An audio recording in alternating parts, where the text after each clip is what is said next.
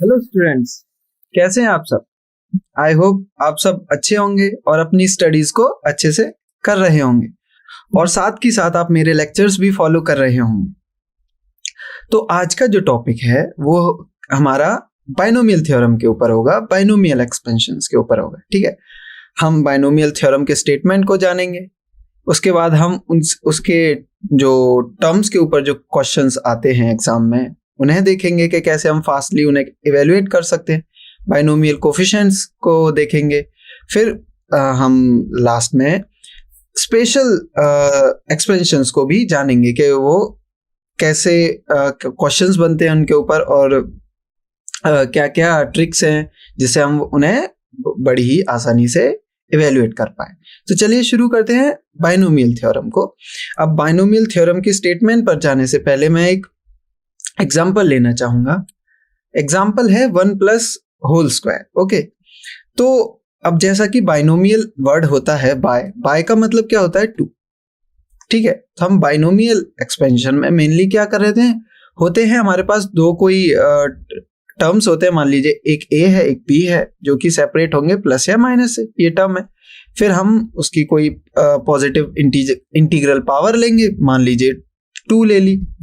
जैसे यहाँ एक एग्जांपल है 1 प्लस एक्स।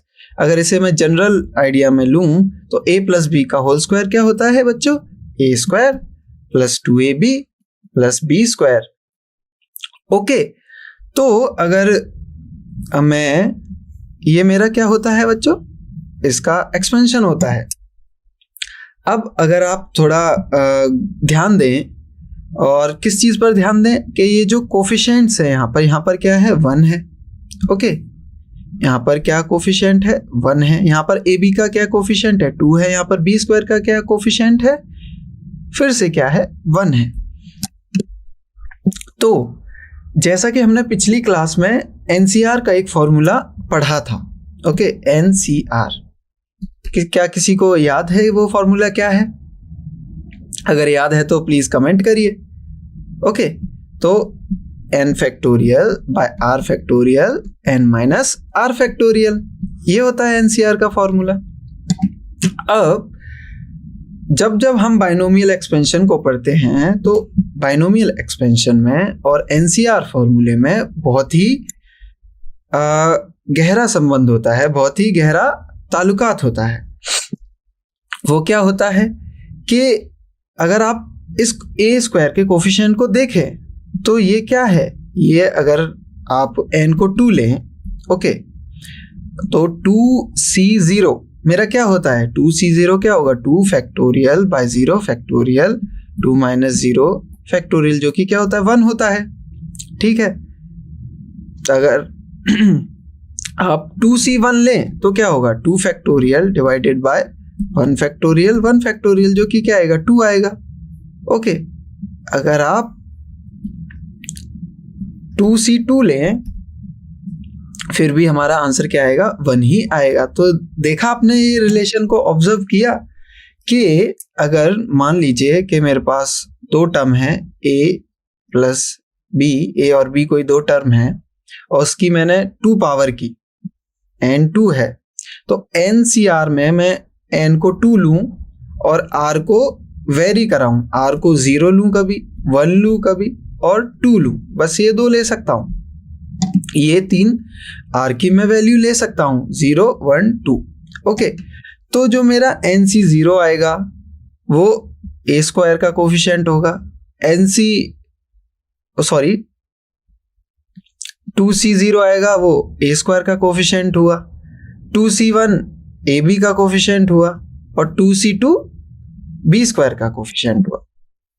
तो यही रिलेशनशिप जनरलाइज्ड जो बाइनोमियल थ्योरम है उसमें भी रहती है, वही इसका स्टेटमेंट अब हम आगे जानेंगे कि जो जनरल स्टेटमेंट है वो क्या कहता है। अब जनरल स्टेटमेंट कहता है कि अगर मेरे पास कोई भी पॉजिटिव इंटीजर नंबर n है, ओके, तो मेरे पास दो टर्म्स है, a है एक b है। ठीक है, अब इसकी मैं कोई भी पॉजिटिव, ये n कैसा है हमारा, n हमारा है positive integer. Okay, positive integer, इसका मतलब क्या है? इसका मतलब 1 हो सकता है, 2 हो सकता है, 3 हो सकता है, ऐसे कोई भी नंबर हो सकता है हमारा। तो अगर मैं इसे एक्सपेंड करूं, एक्सपेंड मतलब एक्सपेंशन से यहां मतलब है, अगर मान लीजिए 3 लिखा है तो इसका क्या मतलब है? a प्लस बी, इसको मैं 3 टाइम्स मल्टीप्लाई करूंगा उसी के साथ। या मेरा प्रोसेस क्या रहेगा? अगर एलिमेंट्री प्रोसेस देखें तो मैं ऐसे ब्रेक करूंगा, फिर क्या करूंगा? इन दो एक्सप्रेशन का मल्टीप्लाई करूंगा, फिर इसका जो भी रिजल्ट आएगा उसका मल्टीप्लाई मैं रिमेनिंग पार्ट से कर दूंगा। ठीक है, चलो ये तो n3 हुआ तो आप कर सकते हैं। अगर मान लीजिए n100 हुआ तो ये काम करने में तो काफी टाइम जाएगा नहीं जाएगा? तो यहीं पे बाइनोमियल थ्योरम काम आती है कि वो बताती है कि आप कोई सा भी टर्म बोले, मैं उसका वो टर्म कैसा दिखेगा मैं वो बता सकता हूँ बिना पूरी जो बोलते हैं एक्सपेंशन को लिखे। सिर्फ आप एक टर्म बोल दीजिए, उसकी पोजीशन बोल दीजिए, आप कुछ भी बोल दीजिए, मैं उस टर्म के बारे में सब कुछ बता दूंगा आपको। तो यही हमारी बाइनोमियल थ्योरम की मेन एडवांटेज रहती है। तो आइए देखते हैं बाइनोमियल थ्योरम का जनरल स्टेटमेंट क्या है। तो a plus B whole raise to the power n क्या होता है? nc0 means nc0 an b0 plus nc1 an minus 1 b1 plus till ncn an minus n bn। ठीक है, तो इसको याद रखने के लिए बहुत ही सिंपल तरीका है, बहुत ही सिंपल फंडा है। क्या है? nc0 से शुरू हुई है, nc0, ठीक है, फिर nc1 1 ऐड करते जाइए, nc2, ऐसे आप कहां तक जाएंगे? आप ऐसे n तक जाएंगे, ncn तक जाएंगे। ओके, अब इनका क्या, इसको कैसे याद रखें? बहुत ही सिंपल, a क्या होगा? a यहां n से शुरू होगा, ठीक है, और फिर क्या होता रहेगा? 1 माइनस होता रहेगा हर बार। Okay, n minus 2। ओके, और यहां क्या होगा? n minus n। या आप ऐसे भी देख सकते हैं, यहां जो नंबर है वही नंबर यहां माइनस होगा n के साथ, अगर ये आपको इजी रहे याद रखने में तो। Okay, simple. अब b के साथ क्या होना चाहिए? b के साथ तो और ही सिंपल है। कैसे? कि b की जो पावर होगी वो यहां पर जो एलिमेंट होगा, यहां पर जो भी नंबर लिखा हुआ होगा वही यहां पर होगा, b1 b2, सिंपल। n अगर यहां b है तो b की पावर n, जैसा कि हमने देखा, यहां n, यहां 1 तो यहां भी 1, यहां 0 तो यहां भी 0। ओके, तो ये रहा याद रखने का एक तरीका। एक और चीज आप देख सकते हैं, जब भी आप a की पावर और b की पावर को ऐड करेंगे एक ही टर्म में, ओके, जैसे अगर मैं ये वाली टर्म लूं, ये जो टर्म है, अगर इसमें से मैं a की पावर लूं तो वो क्या है? वो क्या है? a की पावर n माइनस 1, और b की पावर क्या है? 1। अगर जब भी मैं इनको ऐड करूंगा तो मेरे को हमेशा क्या मिलना चाहिए? n ही मिलना चाहिए। आप कोई सी भी टर्म उठा लीजिए और उनमें से a और b की पावर्स को ऐड कर दीजिए, तो वो हमेशा क्या रिजल्ट करेंगी? n ही उनका आंसर आएगा अगर आप सम करेंगे तो। ओके, तो आप ऐसे करके ये भी देख सकते हैं कि कहीं आपने फॉर्मूला कहीं बीच में गड़बड़ी तो नहीं कर दी है। ओके, तो ये था हमारा बाइनोमियल थ्योरम का statement for positive integral index. Index का मतलब है raise to the power. Okay, तो आइए चलिए आगे बढ़ते हैं। Thank you Amit Singh. अगर आपको मेरा एक्सप्लेनेशन पसंद आया तो, अगर आपको कोई और भी डाउट रहे क्लास में कभी भी, तो प्लीज कमेंट करिएगा। ओके, तो आगे बढ़ते हैं। आगे हम कुछ, अब जैसे कि हमने फॉर्मूले पढ़े थे एनसीआर के ऊपर, आइए उन्हें दोबारा से रिकॉल करते हैं कि क्या होते हैं, और कुछ इंपॉर्टेंट फॉर्मूलेज हैं जो कि यूज होते हैं, आपको मैं उनके ऊपर क्वेश्चंस भी कराऊंगा। तो देखते हैं, पहला फॉर्मूला कहता है NCR इक्वल होता है NC n माइनस आर के। ये काफ़ी इंपॉर्टेंट फॉर्मूला है। आप देखेंगे कि जब हम सम निकालते हैं कोफिशिएंट्स का तो ये कितना यूजफुल रहता है। ओके, अब एक फॉर्मूला ये है, इसके ऊपर आपने परमुटेशन कॉम्बिनेशन पार्ट 2 में क्वेश्चंस भी किया था, तो ये भी काफ़ी इंपॉर्टेंट है। और भी क्वेश्चन है इसके ऊपर, आप आज की क्लास में भी देखेंगे, तो ये फॉर्मूला हमें याद रखना चाहिए।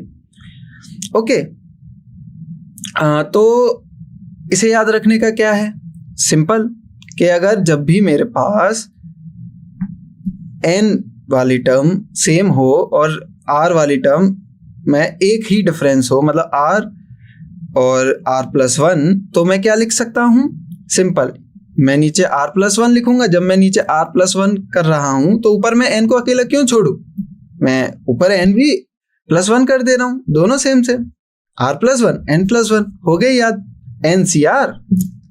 तो फॉर्मूला क्या है बच्चों, मेरे पीछे पीछे रिपीट करो, NCR plus n r+1 is equals to क्या होता है, n+1 CR+1, सिंपल।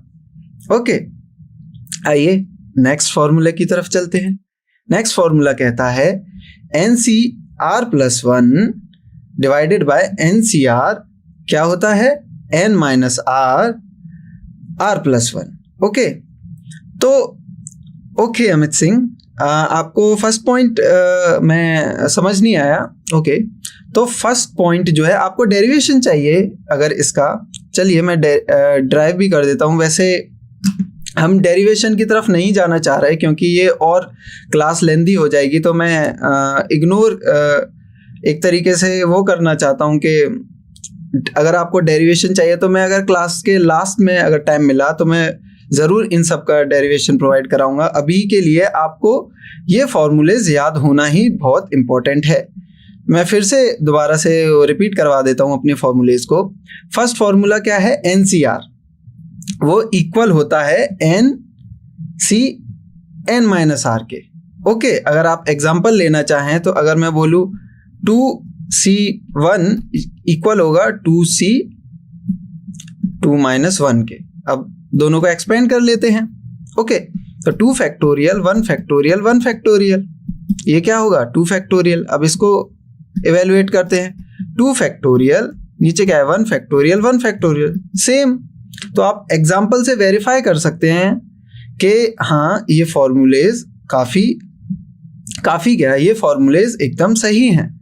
ओके, अगर आप फिर भी आपको इनका प्रूफ चाहिए तो मैं कोशिश करूंगा कि मैं क्लास के एंड में अगर टाइम बचे तो मैं आपको ये प्रूफ दे सकूं, वरना मैं एक एक्स्ट्रा क्लास अरेंज करने की भी कोशिश करूंगा।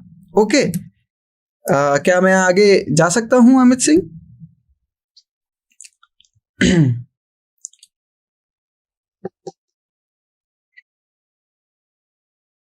ओके, आगे बढ़ते हैं। हमारा नेक्स्ट जो मेन फॉर्मूला है वो कहता है कि NCX अगर इक्वल है NCY के, तो उससे हम दो चीज निकाल सकते हैं, या तो X इक्वल होगा Y के, ओके, या ओके, तो आपको ओके तो या तो हम X को Y के इक्वल रख सकते हैं या x प्लस वाई को n के इक्वल रख सकते हैं। चलो मैं लॉजिक भी दे देता हूं जल्दी से कि NCX क्या होता है, n factorial n minus x factorial x factorial. Okay, और हमारे पास क्या है NCY मतलब n factorial divided by n माइनस 1 n माइनस y फैक्टोरियल। ये इक्वल है, ये तो कैंसिल हो गया। अब यहां से देखने की कोशिश करिए, अगर मैं x को y रख दूं तो दोनों एक्सप्रेशन ट्रू होंगे। यस, अगर मैं x को y रख दिया तो दोनों एक्सप्रेशन ट्रू हो गए, बिल्कुल। अगर मैं n माइनस y को x रख दूं या n माइनस x, ये तो मेरा n माइनस y को x रख दूं तो मेरा ये एक्सप्रेशन इसमें चेंज हो जाएगा, तब भी मेरा ट्रू है एक्सप्रेशन। ओके, या n माइनस एक्स को y रख दूं, तब क्या होगा? तब ये वाला एक्सप्रेशन मेरा इसमें चेंज हो जाएगा, तब भी ट्रू है।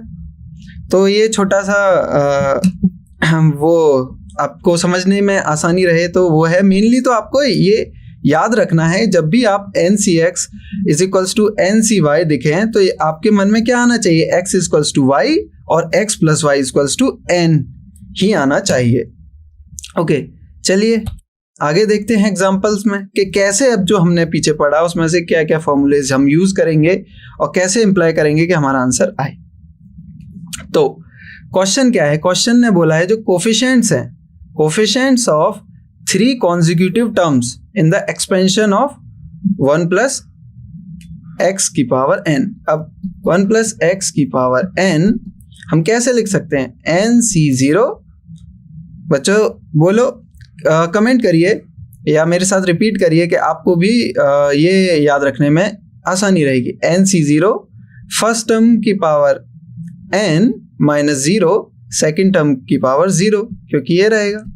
ऐसे ही nc1 1 n माइनस 1 x 1 simple, ncn 1 n minus n 0 and x raise to the power n। Okay, अब 1 की कोई भी पावर रहे वो तो 1 ही रहेगा, तो मैं सिंपली इसको 1 को 1 हटा देता हूं। अब हम क्या करेंगे बच्चों? अब हम इसको समेशन की फॉर्म में भी लिख सकते हैं। अगर आप देखें NCR, R मेरा क्या है? ये R है, R0 है, 1 है। ओके, ये मेरा R है, R0 है, 1 है, 2 होगा टिल n होगा। तो R मेरा चेंज हो रहा है, R हो रहा है 0 से कहाँ तक जाएगा? n तक जाएगा। तो समेशन 0 से n NCR, और x की पावर क्या है? x की पावर भी r के साथ साथ चेंज हो रही है, यहाँ क्या आएगा? r। तो ये मेरा एक शॉर्ट रिप्रेजेंटेशन हो गई जो एक्सपेंशन ऊपर मैंने यूज किया है। ओके, तो अब क्या कहते हैं? तो अगर आप देखें तो ये तो मेरे टर्म्स हो गए। ओके, ये मेरे क्या है? वेरिएबल्स हैं। वेरिएबल्स के जो आगे कांस्टेंट टर्म्स यूज होती हैं उन्हें हम क्या बोलते हैं? कोफिशिएंट्स बोलते हैं। मतलब ये क्या होंगे? मेरे कोफिशिएंट्स होंगे, कोफिशिएंट्स। ओके, तो यही क्वेश्चन में बोला गया है कि मेरे पास 3 कोई कॉन्जिक्यूटिव कोफिशिएंट्स है। कॉन्जिक्यूटिव मतलब लगातार, जो एक के बाद एक आते हैं। तो कोई भी 3 कॉन्जिक्यूटिव कोफिशिएंट्स मैं ले रहा हूं। ओके, उनका अगर मैं रेशियो करूं तो मेरे को क्या मिल रहा है? 1:5:20। अब मैथमेटिकल में कैसे लिखेंगे हम? पहले तो मैं 3 कोई भी क्या ले लेता हूँ? कॉन्जिक्यूटिव टर्म्स ले लेता हूँ। अब कॉन्जिक्यूटिव टर्म्स के कोफिशिएंट्स ले लेता हूँ। अब बीच में से मैंने कोई भी एक टर्म उठाया तो वो कैसे दिखेगा? NCR, ऐसा ही टर्म होगा, NCR/XR। अब मुझे सिर्फ कोफिशिएंट चाहिए। कोफिशिएंट तो सिर्फ इतना पार्ट होता है, तो मैं x के पार्ट को एलिमिनेट कर सकता हूँ। बिल्कुल, तो मैं पहला जो कोफिशिएंट है ये ले सकता हूं NCR। ओके, अब दूसरा कोफिशिएंट क्या लूं? अब क्योंकि कॉन्जिक्यूटिव है तो दूसरा NCR+1 होगा और उससे नेक्स्ट क्या होगा? NCR+2 होगा। तो आप ये कर सकते हैं। लेकिन जब भी आपके पास ऐसा कोई क्वेश्चन आए कि हमारे पास 3 कॉन्जिक्यूटिव टर्म्स पूछ रहा है तो आपको कहाँ से R स्टार्ट करना चाहिए? आपको NCR ना यूज करके आप NCR-1 NCR+1 लेना चाहिए, जिससे कि आपको क्वेश्चन करने में आसानी हो। इससे कुछ फर्क नहीं पड़ता, ये भी क्या है? कॉन्जिक्यूटिव है। R-1 R+1 कॉन्जिक्यूटिव ही तो है ना, लेकिन इससे हमारा क्वेश्चन आसान हो जाता है इवेल्युएट करना। अब हमारा क्वेश्चन कह रहा है कि NCR-1 डिवाइडेड बाय NCR हमारा क्या है? 1/5 है। ओके, 1/5 है। तो हमारे पास फॉर्मूला था, क्या फॉर्मूला था? NCR+1/NCR क्या होता है बच्चों? n-r r+1। अब यहाँ पे हमें क्या दिया हुआ है? हमें NCR-1 NCR निकालना है, कोई नहीं, ये इसी फॉर्मूले का दूसरा वेरिएशन है। अगर मैं ये इसी फॉर्मूले का क्या है बच्चों, दूसरा वेरिएशन है। कैसे है? अगर मैं R को R-1 ले लूं तो क्या ये फॉर्मूला क्या कहलाएगा, NCR, ये NCR हो जाएगा। और ये नीचे क्या हो जाएगा, NCR-1 is equals to N-R+1 by R। Okay, तो मेरे पास ये फॉर्मूला था। ये बात समझ में आई बच्चों कि मेरे पास ये फॉर्मूला तो है, ठीक है। अब अगर मैं इस फॉर्मूले में R को ये मान लूं, R इज इक्वल्स टू, ये नया R है, मान लीजिए न्यू R, नया R है कोई R न्यू, ठीक है। तब मेरा फॉर्मूला कैसा होगा, NCR, ठीक है, NCR by NCR-1 is equals to N-R+1 divided by R। वही हमें दिया गया है। ऐसा मैंने क्यों किया, क्यों मैंने R इक्वल्स टू R-1 माना, क्योंकि मेरे को इस फॉर्मूले में मेरे R+1 और R यूज हो रहे हैं, लेकिन मेरे को चाहिए क्या, R-1 और R की फॉर्म में चाहिए। इसलिए मैंने R को R-1 मान लिया एक नया। तो उससे मेरा क्या हुआ, उससे मेरा नया जो फॉर्मूला निकल के आया वो वही निकल के आया जो मुझे चाहिए, ठीक है। अब मेरे पास ये आ चुका है, मेरे पास सारी वैल्यूज हैं। मेरे पास क्या है, मेरे पास n ये किसके इक्वल है, 1/5 के। अगर मैं इसका रेसिप्रोकल कर दूंगा, वही तो ये है, वही तो ये वाली टर्म है। तो मैं यहाँ लिखता हूँ जो 5 होगा वो इक्वल होगा N-R+1 बाय R के, जिसका क्या मतलब है, अगर मैं इसे इवेल्युएट करूँ और N-6R+1 इज इक्वल्स टू 0 होगा। इतना आया समझ में बच्चों, कमेंट करिए। ओके, अगर इतना समझ में आया आपको तो मैं आगे बढ़ता हूं। हमारे पास एक रिलेशन आ चुका है। ये रिलेशन समझ में आया कि कैसे आया। अब हम नेक्स्ट रिलेशन की तरफ जाते हैं। अब नेक्स्ट रिलेशन क्या था, नेक्स्ट रिलेशन में हमको दिया था रुकिए, तो जो हमारा नेक्स्ट जो रिलेशन था, अगर आप इवेल्युएट करें तो आप क्रॉस चेक करिएगा मेरे से कि आपने सही इवेल्युएट किया है या नहीं किया। ओके, तो जो हमारा नेक्स्ट है वो कहलाता था NCR बाय NCR+1, ठीक है, क्योंकि हमारे 3 कॉन्जिक्यूटिव टर्म्स थे। वो क्या कहते हैं, NCR-1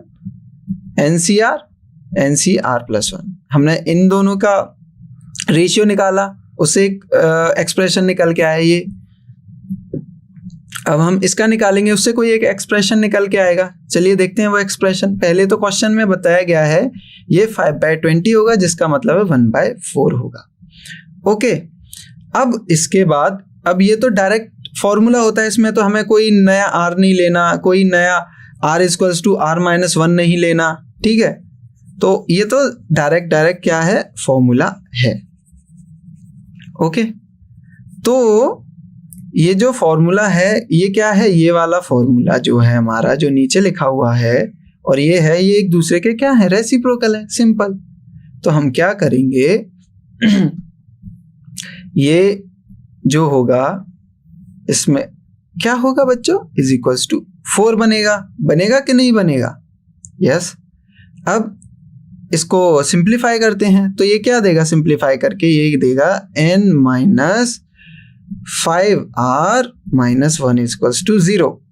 यही देगा, नहीं देगा बच्चों, 4 इसमें मल्टीप्लाई होगा, 4R-4, तो ये 4 भी रहेगा -4, तो ये क्या आएगा, N-5R-4। ओके, अब हमारे पास कितने एक्सप्रेशन हो गए, हमारे पास 2 एक्सप्रेशन हैं और 2 वेरिएबल हैं। तो अगर आप इन्हें इवेल्युएट करेंगे तो इजीली आप वैल्यूज निकाल सकते हैं। तो अब वैल्यू क्या रहेगी, फास्ट कैलकुलेशन करते हैं। N-5R हमारा 4 है। ये क्यों लिखा मैंने, आप देखिए कि यहाँ से अगर मैं N-5R-R+1 ये है, इसकी वैल्यू मेरे को पता है क्या है, 4 है। 4 माइनस आर प्लस 1 0, और आर कितनी आ गई बच्चों, 5 आ गई। आर अगर 5 है तो यहां से मैं क्या निकाल सकता हूं, आर अगर मेरा 5 है तो ये वाले एक्सप्रेशन से मेरा आएगा n is equals to 29। Okay, अब n 29 आ गया, n क्या आ गया, n मेरा आ गया 29। ठीक है बच्चों, n क्या है मेरा 29। अब अगर n 29 है और मुझे क्या क्वेश्चन में बोला गया है निकालने को, फोर्थ टर्म निकालनी है, फोर्थ टर्म निकालनी है ना, तो आप इस फॉर्मूले को जरूर याद रखिए कि अगर आपसे बोला गया है कि t kth टर्म निकालनी है, ओके, ये kth टर्म निकालनी है, tk means kth term, kth term अगर आपको निकालनी है तो उसके लिए आप फॉर्मूला क्या यूज करेंगे, आप यूज करेंगे n, जो भी आपको n दिया गया है, k minus 1, okay, k minus 1।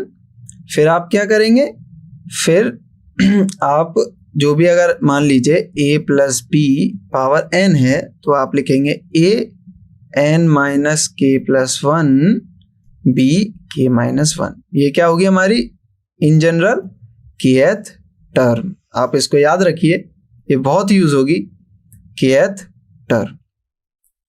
Okay, तो अब हम सीधा सीधा वैल्यूज पुट कर देंगे और अपना आंसर ले आएंगे। तो हमारा n जो आया है वो आया है 29, और हमसे क्या है, कहा गया है कि फोर्थ टर्म निकालनी है। फोर्थ टर्म मतलब k कितना है, 4 है, n क्या है हमारा 29, k क्या है 4, फॉर्मूले में लगाएंगे 29 c 3 a, सिर्फ और सिर्फ हमें तो हमारा क्या आएगा a 29 minus 3 plus 1 b 3 minus 1। Okay, तो कितना सिंपल है। अब हमसे सिर्फ कोफिशिएंट पूछा गया था, तो हमारा कोफिशिएंट क्या होगा बच्चों, कोफिशिएंट क्या होगा बच्चों, कोफिशिएंट सिर्फ ये रहेगा, क्योंकि ये तो दोनों वेरिएबल्स लिए हैं हमने, तो कोफिशिएंट क्या होगा, कांस्टेंट टर्म होगी, तो कोफिशिएंट हमारा ये होगा। तो हमारा आंसर क्या है 29C3। सिंपल। अगर आपको इस क्वेश्चन में कोई भी डिफिकल्टी आई है समझने में तो प्लीज कमेंट करिए। आई होप आपको सब समझ में आया होगा वैसे तो, बट इफ अगर मान लीजिए अगर कोई भी डाउट है, कैसा भी डाउट है, तो प्लीज कमेंट करिए। तो चलिए फिर नेक्स्ट क्वेश्चन की तरफ चलते हैं। अब नेक्स्ट क्वेश्चन कहता है, नेक्स्ट क्वेश्चन क्या है कि कोफिशिएंट ऑफ x5 बताना है, और हमारा एक्सपेंशन क्या है 2x cube minus 1 3x square whole power 5। Simple. तो x की पावर 5 निकालनी है। सबसे पहले हम क्या देखेंगे, एक जनरल टर्म निकालेंगे। जनरल टर्म मतलब kth हमारी जनरल टर्म होती है। अब ये कैसी दिखेगी, nc k माइनस 1। ओके, ये हमारी जनरल टर्म है। अगर मेरा a प्लस बी n है तो मेरा ये क्या है, kth टर्म है, kth टर्म। ओके, तो ये nc k minus 1 n minus k plus 1 b k minus 1। Simple, ये हमारी हो गई kth टर्म। अब मैं सबसे पहले क्या करूंगा ऐसे क्वेश्चंस में, सबसे पहले इसकी kth टर्म फाइंड करूंगा। अब यहां पे a क्या है, a मेरा 2x क्यूब है और b क्या है बच्चों माइनस 1/3x स्क्वायर है, और n क्या है, n है 5। सिंपल। आइए kth टर्म फाइंड करते हैं। tk बोलेगी कि n 5 है, c k माइनस 1, a क्या है 2x क्यूब, ओके, और ये हमारा कहां से जाएगा, n है हमारा 5 minus k plus 1 means 6 minus k, and b क्या है हमारा बच्चों, b है हमारा -1/3 x² पावर k-1। सिंपल। अब हमसे बोला गया है कि कोफिशिएंट ऑफ x 5 फाइंड करना है। x की पावर क्या चाहिए हमें? 5 चाहिए। तो सबसे पहले हम क्या करेंगे कि इस जो kth टर्म है उसमें जो x दिया है हम उनको एक पास लाएंगे पहले। ओके, अब वो कैसे लाएंगे देखते हैं। इसे मैं अगर एक्सपेंड करूँ 2x³ 6 - k तो मेरा क्या आएगा बच्चों? 2 power 6 - k x 18 - 3k। Okay, और 1/3 x² पावर k-1 करूँ तो क्या आएगा बच्चों? तो आएगा -1/3 k-1 x। जब हमारे पास 1 + x होता है तो इसका क्या मतलब होता है? x⁻⁻1। तो हम यहाँ वही करेंगे, x² को हम x की पावर -2 लिख सकते हैं।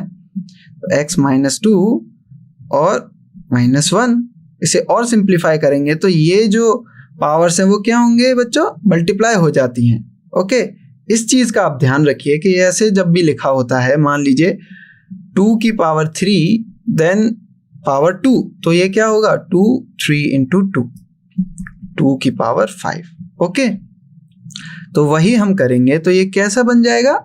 ये बनेगा -2k + 2। ओके, तो ये बनेगा -2k + 2। सिंपल। अब हमारे पास एक x की टर्म ये रही, एक x की टर्म ये रही, एक x की टर्म ये रही, और हम अब क्या करेंगे? अब हम इन दोनों को मर्ज कर देंगे। फिर क्या निकल के आएगा? x 18 - 3k - 2k + 2, जिसका मतलब क्या है? 20 - 5k। Okay, 20 - 5k। सिंपल। तो हमारे पास क्या आ गया? 20 - 5k आ चुका है। अब क्या करेंगे? अब हम करेंगे x। अब क्वेश्चन ने हमसे कहा है कि x की पावर क्या होनी चाहिए? 5 होनी चाहिए। हमें ऐसे ही तो कोफिशिएंट्स चाहिए जो x की पावर 5 दे। अब x की पावर 5 का मतलब है 20 - 5k हमारा क्या होना चाहिए बच्चों? 5 होना चाहिए, जिसका मतलब क्या है कि हमारा जो k निकल के आया, k आएगा हमारा 3। अगर k 3 है तो मैं जो मेरा जनरल टर्म है ये इसमें वैल्यू डाल दूंगा, तो मेरे पास n भी है, मेरे पास k भी है, और मेरे पास nck-1 की वैल्यू भी आ जाएगी। वही क्या होगा? मेरा कोफिशिएंट्स होगा। ओके, तो ये समझ में आया। चलिए एक और बार करा देता हूं, अगर आपको कोई भी समझने में दिक्कत हुई है तो दोबारा से समझिए। दोबारा से हम समझते हैं, फास्ट समझते हैं। ठीक है, तो सबसे पहले मैंने क्या किया? tn tk जो मेरी जनरल टर्म है मैंने वो निकाली। ठीक है, अब वो कैसे निकाली? nck-1 a n-k+1 b हमारा क्या, इसकी पावर क्या रहती है? k-1। ओके, अब हम क्या करेंगे? हम x की टर्म्स को साथ लाएंगे। तो इसके अकॉर्डिंग हमारा जो 5ck-1 a हमारा क्या है? 2x³, 5 means 6k 6। Okay, 2x³ 5 - k+1 means 6। Okay, ये हमारा क्या है? ये हो गया हमारा 6। और b क्या है हमारा? -1/3x², जो कि क्या होगा? -1। अब हमने क्या किया कि x की जो टर्म्स थी उन्हें एक साथ ले आए, जिससे कि हम x की पावर 5 इवेल्युएट कर पाए कि किस k की वैल्यू के लिए हमारे पास x की पावर 5 आएगी। ओके, अब हम इवेल्युएट करते हैं। यहाँ x 3 इंटू 6 माइनस 3k, यहाँ पर 1/x स्क्वायर, जिसको मैंने x की पावर -2 से रिप्लेस कर दिया, जिसका मीनिंग आया -2k + 2। जो अगर मैं इसको फर्दर इवेल्युएट करूँगा तो क्या आएगा बच्चों, 218 माइनस 3k माइनस 2k, जो कि हमारा हो जाएगा 5k, और ये क्या हो जाएगा 20। ओके, और हमें क्या चाहिए, ये प्लस चाहिए, 5 चाहिए। तो ऐसी क्या वैल्यू है, ऐसी k की वैल्यू 3 आएगी। k की वैल्यू हमारी 3 आ गई, तो मैं क्या करूँगा, सीधा सीधा k की वैल्यू को पुट कर दूंगा और मेरा क्या आ जाएगा, आंसर आ जाएगा, मतलब 5c2। Okay, 6 minus 3 and -1/3 2। Simple. इस चीज को अगर आपको अभी भी समझने में कोई दिक्कत है तो आप कमेंट करिए, मैं और स्लो प्रोसेस से आपको समझाने की कोशिश करूंगा। ओके, चलिए चलते हैं नेक्स्ट क्वेश्चन की तरफ। अब हमारा जी ये जो टॉपिक है, जैसे कि आपने देखा कि हमारी जो जनरल kth टर्म क्या होती है, t kth फ्रॉम स्टार्ट। अगर हम स्टार्ट से, क्योंकि हमने अभी देखा हम स्टार्ट से इवेल्युएट करते हैं, ये जो क्या है फ्रॉम स्टार्ट, तो हमारी kth टर्म होती है फ्रॉम स्टार्ट, वो क्या होती है, nck -1 a n -k + 1 b k -1। Okay, क्यों, क्योंकि अगर आप याद करें, रिकॉल करें, तो a + b की पावर n क्या होता है बच्चों, समेशन 0 से n NCR, और ये क्या आ गए, a n -r b r। Okay, अगर इसी को हम एक्सपेंड करें या अगर आप इसकी पहली टर्म देखें, पहली टर्म मतलब T1 क्या होगा बच्चों, NC0 0 मतलब NC0 मतलब 1 - 1। ओके, 1 - 1 a जो भी हमारा है n -0 b 0। Okay, simple. तो T2 क्या होगा, NC1 मतलब 2 - 1, second position -1, an -2। Okay, an -1 and b1। Simple. तो ये होता है हमारा, ऐसे आपने देखा, ये हमारी होती है जनरल टर्म। तो इसको आप याद रखें, इसी पे मेन क्वेश्चंस आते हैं। अगर आप इसमें कोई गड़बड़ी करेंगे तो आप क्वेश्चन में पक्का कोई गड़बड़ी कर देंगे। ये क्लियर है कि टर्म क्या होती है। अब अगर हमसे पूछा गया है कि हमारे पास kth टर्म निकालनी है, लेकिन एंड से मतलब कि अगर एग्जाम्पल से समझें आप, एग्जाम्पल कहता है कि 1 + x का हमारा क्या था, जो एक्सपेंशन था वो था 1 + 2x + x²। ओके, यही हमारा बाइनोमियल एक्सपेंशन देगा।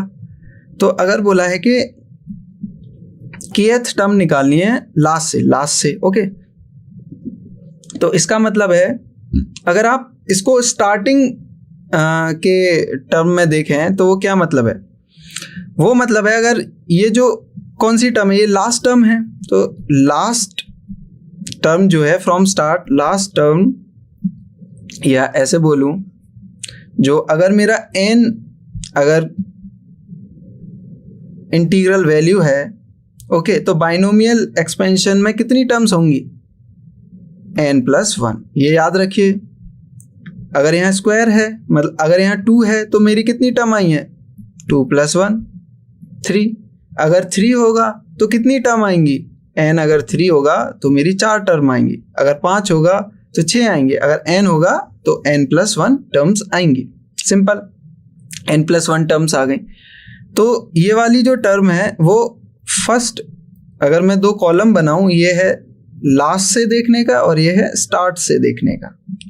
तो जो मेरा फर्स्ट टर्म है लास्ट से फर्स्ट टर्म है वो क्या है, ये रहा। वो मेरा अगर मैं स्टार्टिंग से देखूं, इधर से देखूं, तो वो मेरा कौन सा टर्म हुआ, वो मेरा n+1 टर्म हुआ स्टार्टिंग से, क्योंकि 1 2 3 ये क्या है, n+1 ही है ना, 2+1, ठीक है। लास्ट का सेकंड टर्म मतलब ये स्टार्टिंग का क्या है, वो भी सेकंड है अगर देखा जाए। या अगर इसको मैं दूसरे वे में देखूं तो ये है मेरा, यहां अगर एग्जाम्पल लिया है तो ये होगा, अगर यहां एग्जाम्पल लिया है तो मेरा ये होगा। ओके, इन जनरल हमारा यही फॉर्मूला क्या होता है, अप्लाई होता है कि अगर मेरे पास कोई kth टर्म है एंड से, कहाँ से है, एंड से, तो मैं अगर उसे स्टार्टिंग से देखूंगा तो n-k+2th टर्म होगी स्टार्ट से, ठीक है। मतलब t1 t2 till tn+1। Okay, ये मेरी n+1 टर्म्स होंगी। अगर लास्ट की टर्म क्या है, मतलब first term from last and की है मेरी n+1, जिसे मैंने लिखा n-1+2 की फॉर्म में। सेकंड टर्म क्या है, tn मतलब n है, जिसे मैंने लिखा n-2+2। ये वाली टर्म क्या होगी, थर्ड टर्म n-1 होगी, जिसे मैं लिख सकता हूं n-3+2।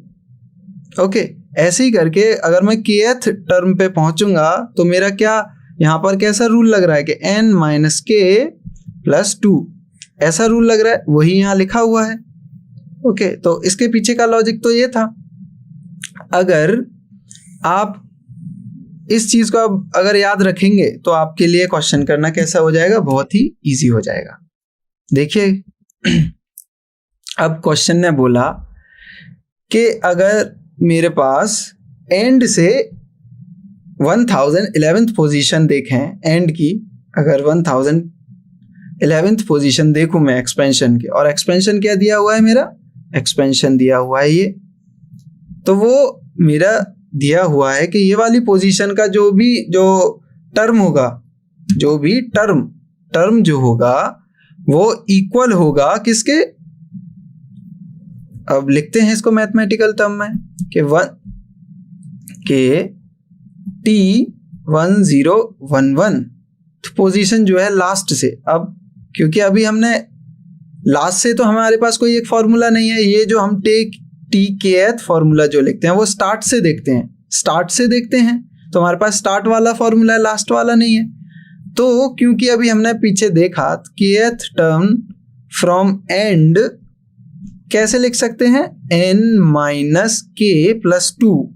अगर ये लिख दिया, ये कौन सी टर्म होगी, ये होगी स्टार्ट से।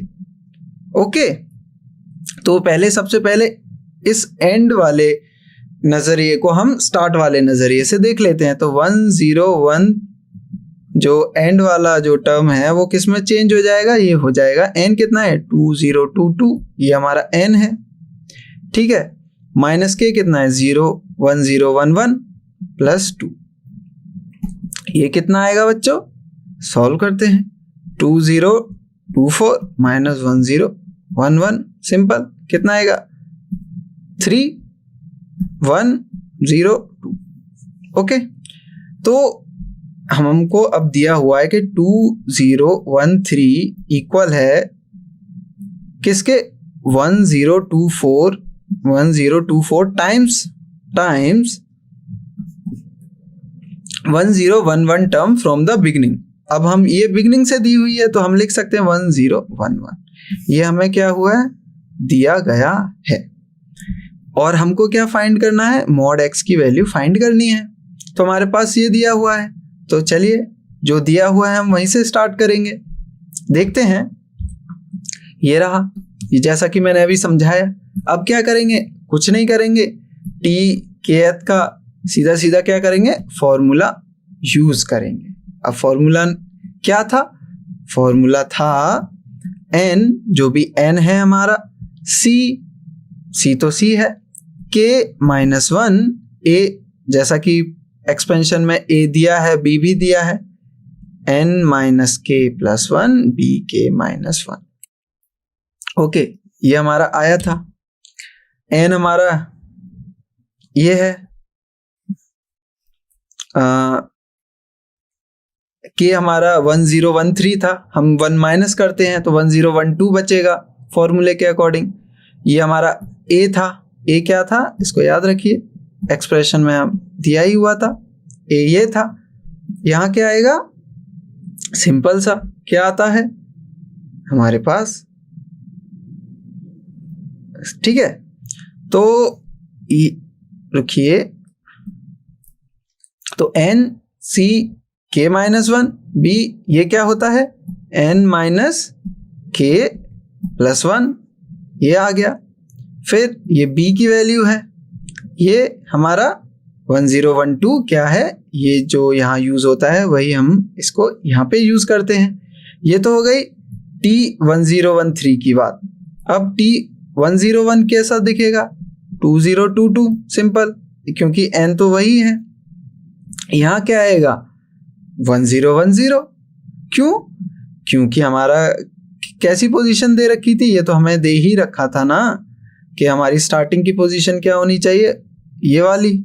स्टार्टिंग से इतनी पोजीशन है, इसमें से हम क्या करते हैं, k माइनस 1 कर देते हैं, तो 1010 आ गया। अब हम a के लिए क्या करते हैं, n माइनस k प्लस 1 कर देते हैं, तो हमारा 1012 आएगा। और b की पावर के लिए क्या करते हैं, k माइनस 1 को एज इट इज ले लेते हैं, तो जो भी यहाँ है वही क्या होगा, यहाँ पर होगा। अब एक चीज को और ऑब्जर्व करिए, ये जो वैल्यू है और ये जो वैल्यू है, क्या आपको इसमें कोई रिलेशन दिख रहा है? देखिए, कोशिश करिए कि 2022 C1012 और अगर आप देखें 2022 माइनस 1012 क्या होगा? 2 से 2 कैंसिल, ये 1 बचेगा, ये 0 और ये 1, तो 1010। अब आप ये फॉर्मूला याद करके देखिए, NCR इक्वल होता है NC n माइनस R के। देखा था अमित सिंह, आपको तो बिल्कुल याद होगा कि हाँ फॉर्मूला यही था, क्योंकि आप ही ने पॉइंट आउट किया था कि आपको ये फॉर्मूला थोड़ा समझ नहीं आया। ओके, तो देखिए कैसे वो फॉर्मूला अब यूज हो रहा है, ठीक है।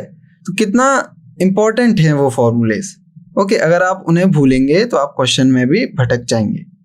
तो हमारा क्वेश्चन हमें ये यूज हो रहा है, तो NCR equals to NC n माइनस R होता है। तो ये क्या होगा, तो मैं इसको लिख सकता हूँ 2022 C 2022 माइनस 1012, जो कि क्या है 1010।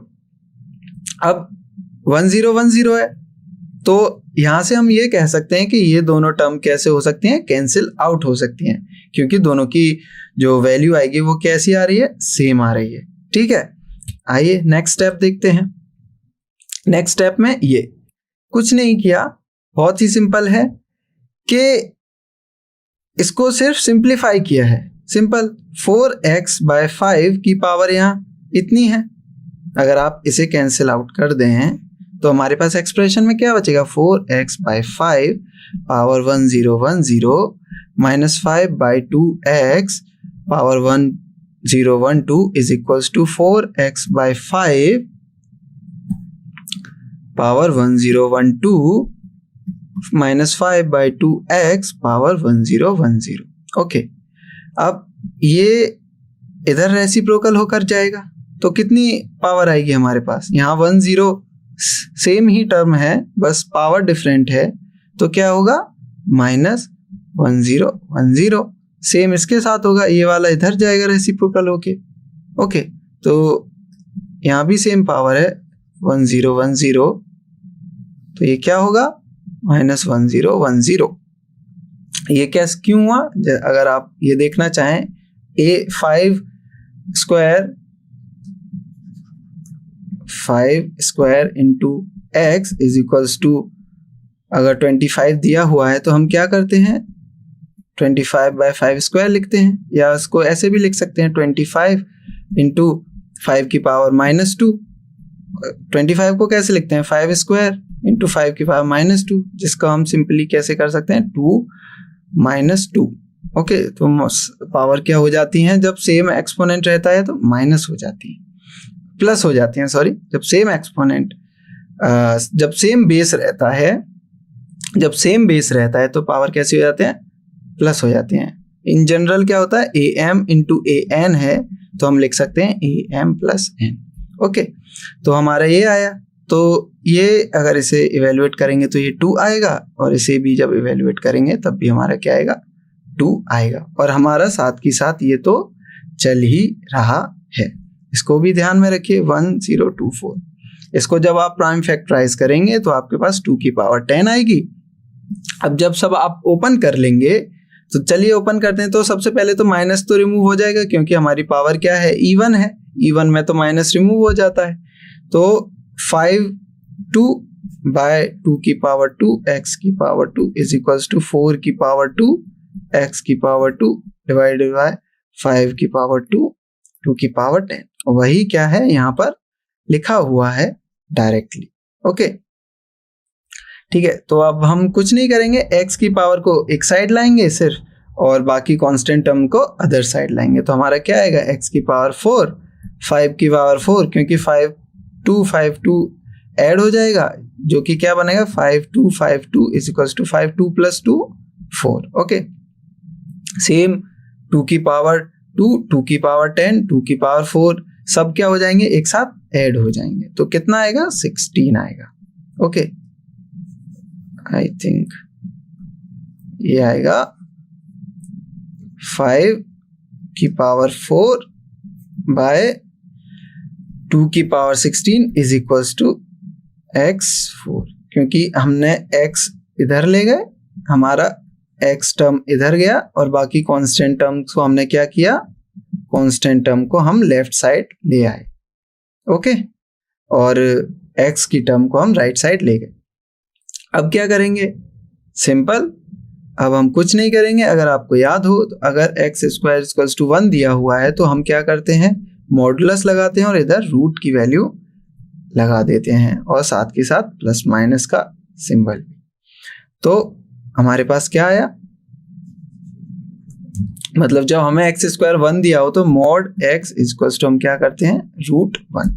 सेम वही करेंगे, mod = यहाँ क्या आएगा पावर 1/4 आएगा, क्योंकि यहाँ पावर कैसी है 4 है, तो 5/4/2 की पावर 16। जब भी आपको ऐसा दिया होता है मतलब 5 की पावर 4 1/4, ओके, तो हम क्या करते हैं 5/4 × 1/4, जो कि क्या देगा 5 की पावर 1 दे देगा।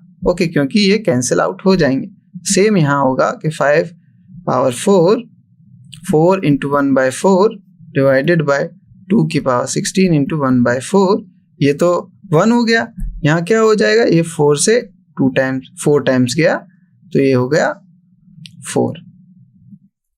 तो हमारा जो फाइनल आंसर आएगा वो 5/16 आ जाएगा। ओके, तो अगर आपको ये समझने में कोई सॉल्यूशन समझने में कोई भी किसी भी स्टेज पे कोई भी दिक्कत आई है, कोई भी प्रॉब्लम आई है, तो प्लीज़ कमेंट करें। आई होप अमित सिंह आपको सब समझ आ रहा हो। ओके, तो क्या आप कौन सी स्टैंडर्ड में पढ़ते हैं अमित सिंह? या आप मेंस की तैयारी कर रहे हैं?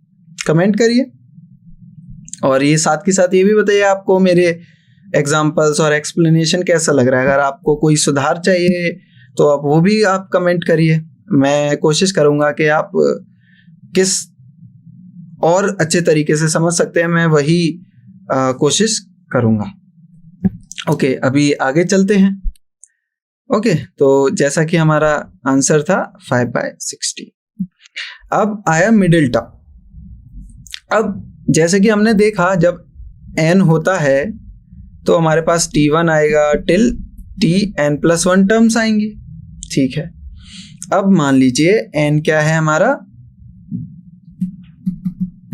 इवन है तो हमारी वन, एन इवन है, इवन है तो ऑड टर्म्स आएंगी। इवन मिल के का मतलब है कि even plus one, N plus one मतलब इवन प्लस वन टर्म्स आएंगी। इवन प्लस वन टर्म्स का मतलब है कि हमारे पास ऑड टर्म्स हो जाएंगी। अगर एन इवन रहा तो इस केस में ऑड टर्म्स आएंगी। जब ऑड टर्म्स आती है, मान लीजिए एन को हम 2 ले लेते हैं, तो पहली टर्म आएगी T1, दूसरी T2, तीसरी T3। अब इसकी मिडिल टर्म क्या होगी? बहुत ही सिंपल है, इसकी मिडिल टर्म तो यही होगी, सिंपल। अब इसको अगर मैथमेटिकली देखें तो हम क्या करेंगे, हम n लेंगे। हमने क्या किया, मिडिल टर्म फाइंड करने के लिए 2 डिवाइडेड बाय 2 प्लस 1 ये कर दिया, जिसका अगर मैं जनरल फॉर्म लूं तो मेरे पास आएगा n डिवाइडेड बाय 2 प्लस 1। ठीक है, तो आप इस चीज को याद रखिए, जब भी आपके पास इवन n दिया हो, n कैसा है, इवन है, तो जब इवन है तो आप 2 से डिवाइड कर सकते हैं, 2 से डिवाइड कर सकते हैं आप। थैंक यू अमित सिंह, अगर आपको मेरे एक्सप्लेनेशन इतने पसंद आ रहे हैं तो आगे भी मैं यही कोशिश करूंगा कि आपको ऐसे ही एक्सप्लेन करता रहूं। तो आप 12th स्टैंडर्ड्स में हैं, तो कैसा चल रहा है आपका कोर्स आपके स्कूल में? आप प्रिपरेशन कर रहे हैं वैसे क्या?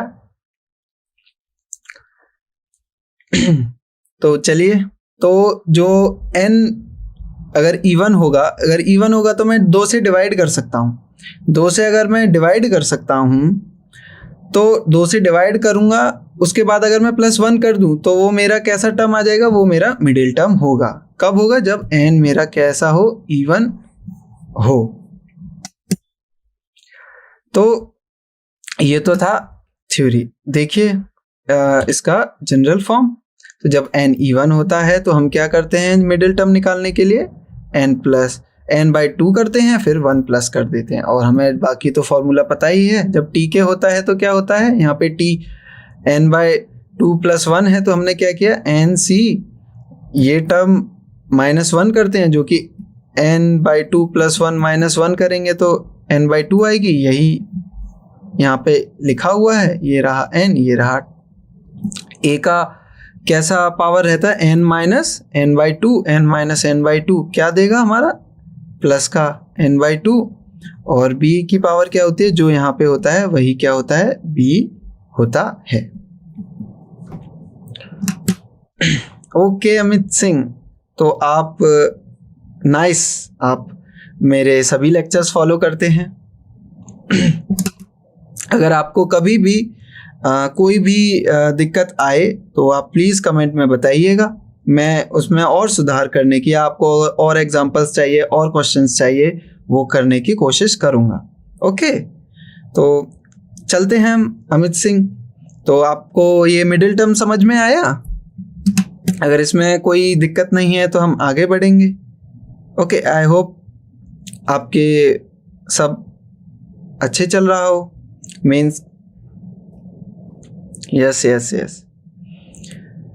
तो आप अपनी प्रिपरेशन में लगे रहिए। आप किसी भी चीज़ की, कोई भी अगर आपको डिफ़िकल्टी लगे लेक्चर समझने में, तो आप कमेंट करके ये बात हम तक पहुंचाएं, हम उसको सुधारेंगे। ओके, और आपकी प्रिपरेशन करने में हम आपकी हेल्प करेंगे। ओके, तो आगे देखते हैं। ओके, तो आगे चलते हैं अपने टॉपिक में। तो ये था इवन वैल्यूज़ के लिए। अब आते हैं हम ऑड वैल्यूज़ के लिए। अब ऑड वैल्यूज़ में क्या होता है, सेम लॉजिक लगेगा। अगर n ऑड है, n कैसा है, ऑड है, तो n मान लीजिए 3 है, तो हमारे पास 1 2 3 4 आएंगी, क्योंकि n प्लस 1 टर्म आती हैं। तो उस केस में हमारे पास एक नहीं 2 मिडिल टर्म आती हैं, 2 आएंगी, मतलब हम इनको क्या बोलेंगे, मिडिल टर्म्स बोलेंगे। ये हमारी क्या है, मिडिल टर्म्स हैं।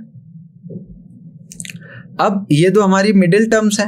अब इनको कैसे निकाला जाए, बहुत ही सिंपल। जैसे वहाँ पीछे n इवन था तो हमने 2 से डिवाइड कर दिया। अब यहाँ इवन है नहीं, कोई नहीं, इवन बनाएंगे। अब इवन कब बना सकते हैं 3 को? जब मैं या तो 1 ऐड कर दूं। हम माइनस करने की बात नहीं करेंगे, हम सिर्फ देते हैं, हम लेंगे कुछ नहीं, तो हम देंगे मतलब ऐड करेंगे। तो जब मैं +1 कर दूं, +1 3 + 1/2 करूंगा तो मेरा क्या आएगा? पहले +1 किया फिर डिवाइड कर सकता हूँ क्योंकि अब तो इवन बन गया। तो अब कितना आएगा? ये आएगा 4 / 2। देखिए T2 यही टर्म थी, और फिर क्या करूंगा? जो भी ये रिजल्ट आएगा इसमें एक और ऐड कर दूंगा, T3, वो मेरी नेक्स्ट टर्म होगी। तो ये ऐसे करके मैं ऑड के केस में अपना आंसर निकाल सकता हूँ। T2 आ गया, T3 आ गया, और TK के लिए मेरे को जनरल फॉर्मूला तो पता ही है, NCK - 1 A n - k + 1 B k - 1। Okay, I hope अब तक तो ये फॉर्मूला आपको याद हो ही गया होगा। अगर नहीं हुआ है तो कोई नहीं, लेकिन आप इस फॉर्मूले को देख ही सकते हैं कि ये फॉर्मूला कितना ही इंपॉर्टेंट है, क्योंकि ये हर बार आता जा रहा है। तो बिना इस फॉर्मूले के देखिए कि आपने कितने क्वेश्चन देख लिए जो कि सिर्फ और सिर्फ इसी फॉर्मूले के ऊपर बेस्ड थे। तो हम आगे बढ़ते हैं, अब एग्जाम्पल्स के थ्रू देखते हैं। ओके, तो ये तो इसकी जनरल टर्म है, आई होप ये आपके समझ में आ जाएगी, कोई दिक्कत नहीं है। ये पहली थी, जब क्या होता है, क्योंकि 2 टर्म आती हैं, एक एक्सप्रेशन ये है हमारा और दूसरा एक्सप्रेशन क्या है, ये है। ठीक है, first expression, second expression. Okay, तो इसका आप लिख सकते हैं, स्क्रीनशॉट ले सकते हैं, जिससे कि आपको अगर आप भूल भी जाएं तो रिकॉल कर लें कि हाँ डायरेक्ट फॉर्मूला क्या है। ओके, चलिए ये रहा आपके लिए एक एग्जांपल, ये है आपके लिए एक होमवर्क। ओके, तो मैं चाहता हूं इसको आप ट्राई करें। ओके, तो अगर आप नहीं कर पाए तो हम नेक्स्ट लेक्चर में मिलेंगे, तो आप मेरे को कमेंट कर दीजिएगा कि सर ये क्वेश्चन मेरे से नहीं हो पाया था, या बीच में कोई कैलकुलेशन मिस्टेक हो रही है बार बार जिससे कि मैं नहीं समझ पा रहा, या फिर मेरे को और अच्छे से एक्सप्लेन करिए तब मैं कर सकता हूं। तो आप ये सब नेक्स्ट लेक्चर में आप कमेंट कर दीजिएगा। मैं इस क्वेश्चन को बड़े ही अच्छे तरीके से सॉल्व कराऊंगा, काफ़ी डिटेल्ड आंसर दूंगा, जिससे कि आपको जो भी आपको दिक्कतें फेस हो रही हों वो क्लियर हो जाएंगी। तो चलिए हम जंप करते हैं नेक्स्ट क्वेश्चन की तरफ। तो नेक्स्ट क्वेश्चन है हमारा कि अगर 17th टर्म और 18th टर्म, और ये जो भी टर्म है हम स्टार्टिंग से बात कर रहे हैं, मतलब फ्रॉम बिगिनिंग से लेते हैं। जब भी ये मेंशन नहीं हो फ्रॉम एंड फ्रॉम स्टार्ट, तो आप मान के चलिए फ्रॉम स्टार्ट। हमें बताना है अगर ये इक्वल हैं, T17 = T18 इक्वल है, और एक n क्या है 50 है, a क्या है 2 है, b क्या है a है, हमारे पास सब कुछ दिया हुआ है। t kth क्या होता है n हमें दिया है, c k हमें k भी हमें दिया हुआ है, k - 1 a हमें दिया हुआ है, n - k + 1 b क्या है b भी दिया हुआ है, k - 1 हमें सारी वैल्यूज दी हुई हैं, हमें एक इक्वेशन भी दी हुई है। तो हमें सिर्फ और सिर्फ क्या निकालना है, एक ही वैल्यू निकालनी है। आई होप कि ये भी आप बड़ी ही इजी से कर पाएं। ये डायरेक्ट फॉर्मूला में पुट की जाएंगी वैल्यूज, और आपका आंसर क्या होगा, एकदम आपके पास होगा। आई होप कि आप ये क्वेश्चन में आपको कोई भी डिफिकल्टी ना हो करने में। अगर आप फास्ट निकाल सकते हैं तो प्लीज कमेंट करिए, क्या, जिससे कि मैं आपका क्रॉस चेक कर सकूं कि हाँ आपने सही आंसर दिया है, या आपसे कोई भी मिस्टेक हो रही है तो उसमें ये आपको रेक्टिफाई करूं कि आपने क्या मिस्टेक की है, जिससे कि आप और अच्छे से फॉर्मूला अप्लाई करना सीखें और फॉर्मूले को अप्लाई करके आंसर तक पहुंचना सीखें। ओके, चलते हैं नेक्स्ट प्रॉब्लम की ओर। ओके, तो ये क्वेश्चन काफी इंटरेस्टिंग है। ओके, तो ऐसे क्वेश्चंस आते हैं एग्जाम्स में।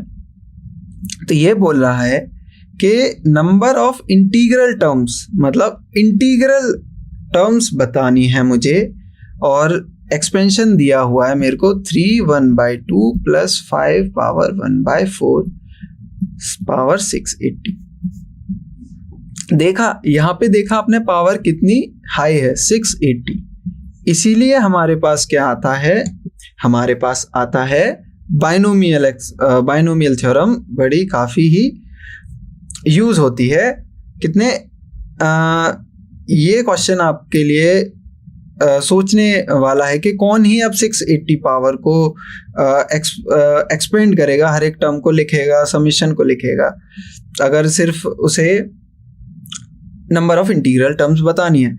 अगर वो सीधा सीधा बाइनोमियल एक्सपेंशन को यूज़ करके, अगर उसे ये कॉन्सेप्ट पता है काफ़ी अच्छे से, तो वो सीधा सीधा बाइनोमियल थ्योरम को यूज़ करेगा और सीधा इस क्वेश्चन का आंसर दे देगा, ना ही 681 टर्म्स को लिख के एक्सपेंड करके। ओके, तो अब देखते हैं ये क्वेश्चन कैसे होगा। जब भी आपके पास ये क्वेश्चन आए तो बहुत ही सिंपल है, पहले जनरल टर्म लिख लीजिए। अब वो कैसी दिखेगी देखते हैं। समेशन r 0 to 680 जाता है, NCR होता है, a हमारा 3 1/2 है, जिसकी पावर क्या होती है, n-r होती है। b क्या है, 5 1/4 है, जो कि क्या होता है, यहाँ पर r ही होता है। ये क्या है हमारी, एक तरीके से बोल दीजिए जनरल टर्म। इसी को क्या बोलते हैं, जनरल टर्म बोलते हैं। के की फॉर्म में मैंने बताया था। अब अगर आपको कोई कंफ्यूजन है तो मैं के की फॉर्म में दे देता हूँ। आप मेनली के की फॉर्म याद रखिए, इसको मत, आप इससे अगर कंफ्यूज हो रहे हैं तो के की फॉर्म को याद रखिए, जो कि कहती है CK-1 A n-k+1 B K-1। Okay, नमस्ते स्वास्तिक, कैसे हैं आप? क्या आपको मेरी क्लास पसंद आ रही है? चलिए जंप करते हैं क्वेश्चन पे। ओके, तो ये होता है हमारा kth टर्म। अब हमसे बोला गया है, क्या बोला गया है कि इंटीग्रल टर्म्स चाहिए हमें क्या चाहिए, इंटीग्रल टर्म्स चाहिए। इंटीग्रल टर्म्स मतलब, इंटीग्रल टर्म्स का मतलब होता है कि ये जो हमारे पास ये कैसा होता है, ये तो हमेशा इंटीजर रहता है। अगर आपको नहीं पता तो मैं ये बता देता हूं कि NCR क्या होगा, इंटीजर ही रहता है। ओके, अब मेनली जो दिक्कत आएगी वो यहाँ आएगी कि अगर ये इंटीजर नहीं होंगे तो पूरी की पूरी टर्म हमारी इंटीजर नहीं रह पाएगी। अब इसे इंटीजर होने के लिए क्या करना चाहिए, अब देखते हैं। इसे पहले सिंप्लीफाई करते हैं। ये लिखा हुआ है 1n-r/2 5r/4, ठीक है। अब अगर आप देखें n की वैल्यू हमें पता है 680, ऐसे मैं अगर लिख लूं तो ये क्या हो जाएगा, 680/2 -r/2, जो कि सिंपल क्या है, 340 -r/2। अब मुझे इंटीग्रल टर्म्स चाहिए। इंटीग्रल टर्म्स मतलब कि ये जो 5 का जो पावर होगा, कोई अगर इंटीजर होगा, 5 की पावर अगर कोई इंटीजर होगी तो उसका रिजल्ट है, जो आंसर आएगा वो भी इंटीजर ही आएगा। मतलब 5 2 ये इंटीजर होगा, 5 3 ये भी इंटीजर होगा, 5 0 ये भी इंटीजर होगा। कोई भी इंटीजर वैल्यू ले लूँ यहाँ पे तो ये क्या होगा, एक इंटीजर ही आएगा, ठीक है। तो जब भी आपको क्वेश्चन में ऐसा दिया हो तो आप कुछ नहीं करिए, आप क्या करिए, जब आप पहले तो सिंप्लीफाई कर लीजिए। सिंप्लीफाई करने के बाद आप क्या करिए, यहाँ जो भी वैल्यू दी हुई है उसकी जो भी पावर है, यहाँ पे r/4 दिया हुआ है और दूसरी में क्या दिया हुआ है, इसको आप नेग्लेक्ट कर सकते हैं। क्यों? क्योंकि ये तो पहले से ही इंटीजर है। अगर दूसरा पार्ट भी अगर हम इंटीजर बनाए तो इंटीजर माइनस इंटीजर इंटीजर ही देगा। तो हमारा फोकस सिर्फ इस पे और इस पे होना चाहिए जहाँ पे भी r की टर्म आ रही है। तो एक तो r/4 है, एक r/2 है। अब अगर इंटीजर, मेरे को दोनों टर्म्स को ही क्या करना है, इंटीजर बनाना है, तो उसके लिए एक चीज़ का आप ध्यान रखिए कि आपको जो भी डिनोमिनेटर में जो भी वैल्यू दी हो, आपको क्या करना है, उसका LCM लेना है। इसका LCM क्या आएगा बच्चों, 4 आएगा। तो इससे क्या होगा, जब भी आप R हमारा और क्या हो सकता है, अगर आप यहाँ देखें R, यहाँ पे अगर देखें R हमारा 0 से कहाँ जा रहा है, 680 पे जा रहा है। मतलब R की वैल्यू में 0 से लेके आर हमारा 1 हो सकता है, 0 1 2 टिल क्या हो सकता है 680 हो सकता है, कुछ भी हो सकता है।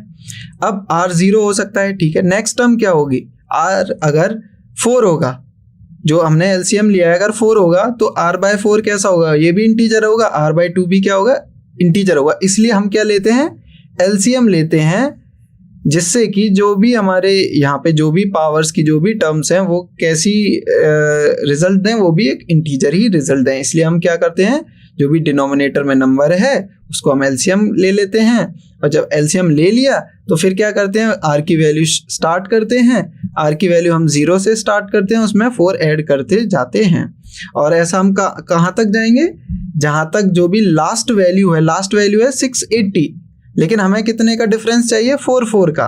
तो यहाँ अगर आप एक चीज देखें कि 680 जो है 680 ये भी क्या है 4 से डिवाइड होता है, जो कि क्या होता है 170।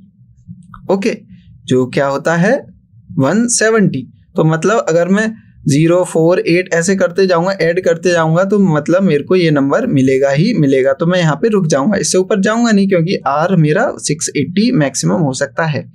अब बस मेरे को ये देखना है कि यहाँ पर ये आर की वैल्यूज आ गई, मतलब इन आर के लिए मेरे पास क्या क्या मिल जाएगा, उतने ही इंटीजर टर्म मिल जाएंगे। तो मैं बस इन्हें गिन लूंगा कि ये कितने टर्म्स हैं। अब इन्हें कैसे गिनूंगा, ये क्या है बच्चों ये मेरी है एपी, जिसका कॉमन डिफरेंस क्या है 4 है। अब एपी का एक बहुत ही अच्छा फॉर्मूला होता है, उसे मैं लगाऊंगा।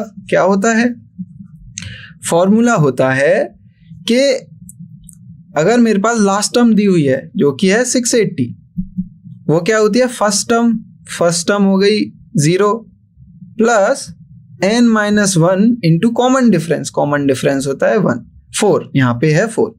तो ये है last term is equals to first term, okay, plus n-1 d मतलब कॉमन डिफरेंस। तो ये यूज किया है। तो 680/4 इज इक्वल्स टू n-1, जिसका मतलब होता है n इज इक्वल्स टू 171। तो जो हमारे नंबर ऑफ इंटीग्रल टर्म्स आएंगे वो आएंगे 171। ओके, तो समझ आया बच्चों ये क्वेश्चन? इजी था, समझने में कोई दिक्कत नहीं। अगर कोई दिक्कत है तो कमेंट करिए।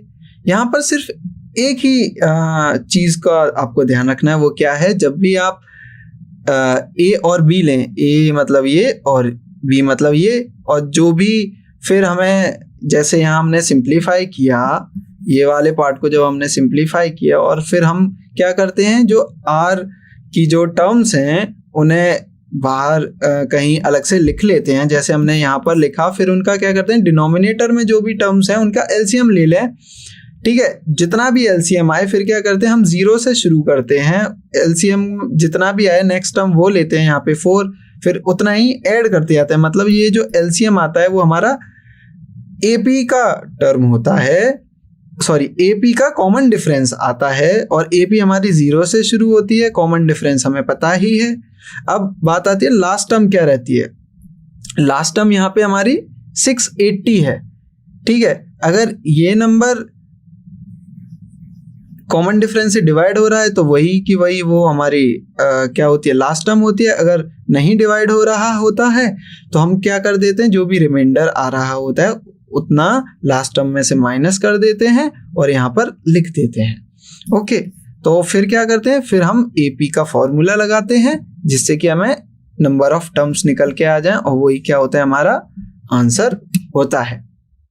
तो ये था इस पूरे क्वेश्चन का प्रोसेस। अगर ये नहीं समझ में आया तो प्लीज कमेंट करिए, मैं फिर से आपको ये क्वेश्चन बताऊंगा, या जो भी डाउट है आपको समझ में नहीं आया वो बताइए, मैं दोबारा बताऊंगा, दोबारा आपको कराऊंगा, जिससे कि आपको क्लियर हो पाए। आई होप कि आपको कोई डाउट नहीं है। फिर चलिए आगे बढ़ते हैं, आगे देखते हैं। ओके, तो आगे जो है क्वेश्चन है, find the term independent of x in expansion of this।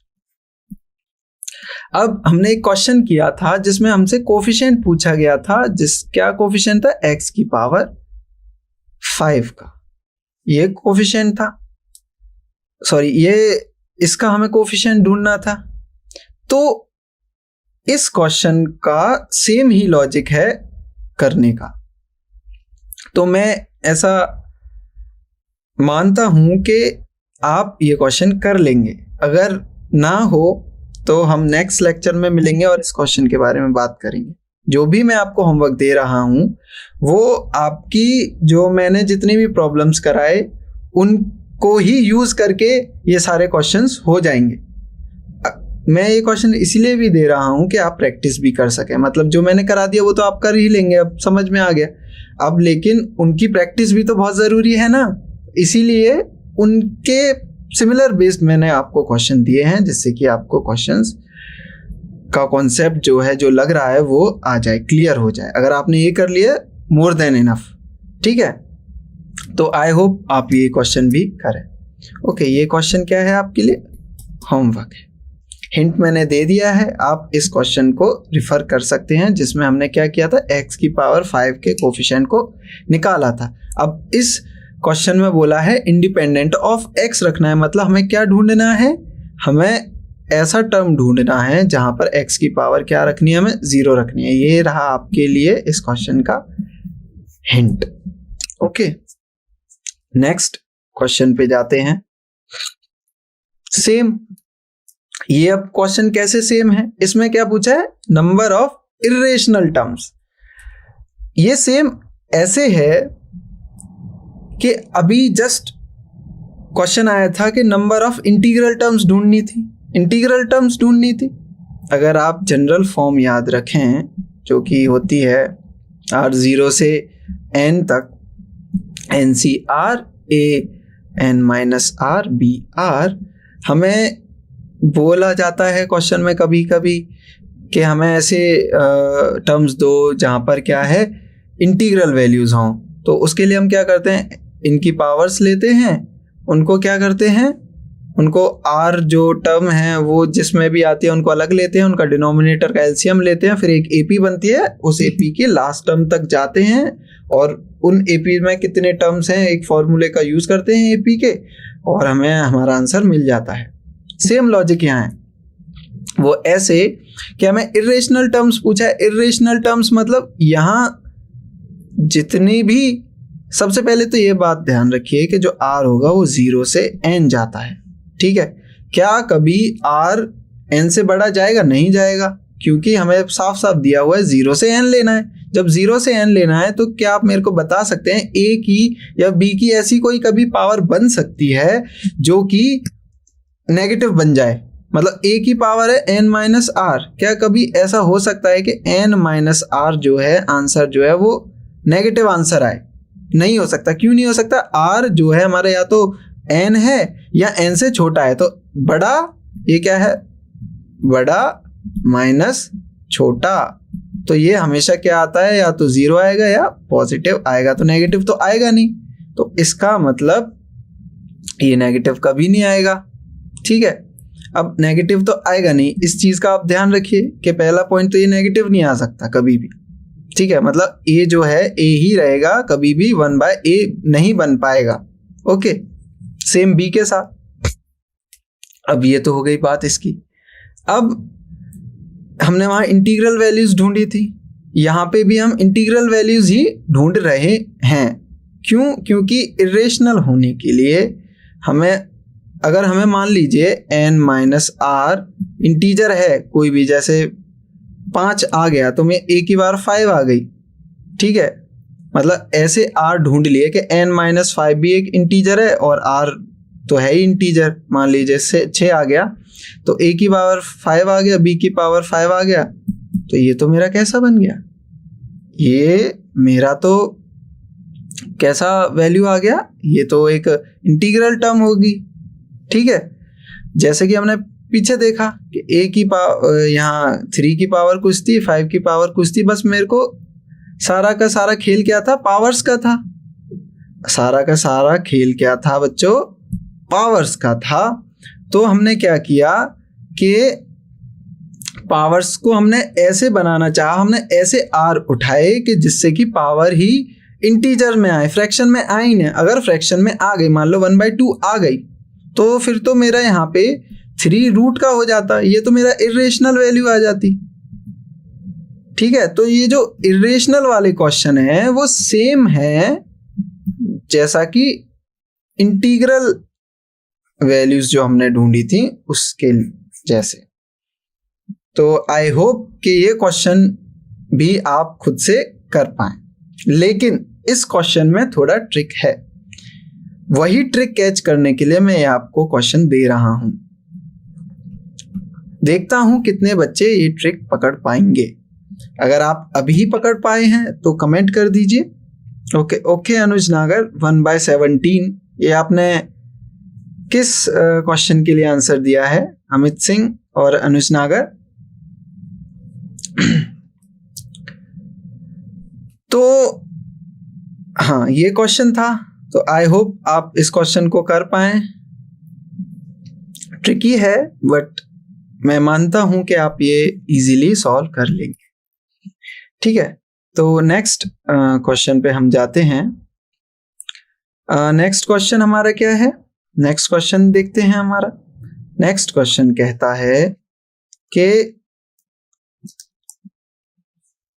अब हम कुछ सम के बारे में जानते हैं, सम ऑफ बाइनोमियल कोफिशिएंट्स के बारे में।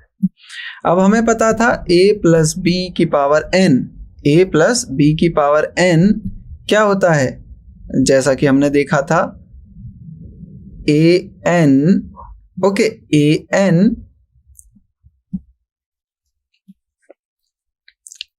nc0 an b0, जिसको मैं रिप्लेस कर सकता हूँ टिल ncn bn। ठीक है, अगर a और b मेरे 1 है, a equal to b equal to 1 है, तो मेरा क्या बनेगा? 1 + 1, 1 + 1 की पावर n।